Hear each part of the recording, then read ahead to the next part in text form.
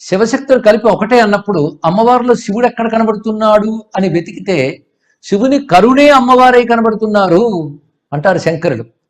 అందుకే ఎదురుగా సాక్షాత్కరించిన తల్లి ఎవరు అంటే శివ కారుణ్యమే, పరమేశ్వరుని యొక్క కారుణ్యమే అమ్మ యొక్క రూపం.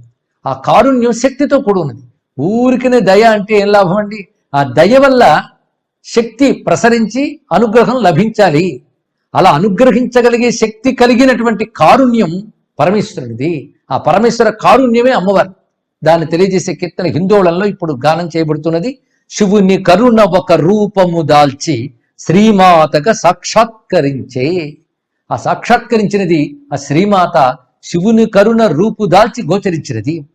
నవారుణ ద్యుతి శ్రీలలిత, ఆ కరుణవర్ణం అరుణవర్ణంగా, అది కూడా నవారుణం నిత్యనూతనమైనటువంటి కాంతి స్వరూపంగా చిచ్చక్తి గోచరించింది. ఆ శ్రీలలిత ఎవరయ్యా అంటే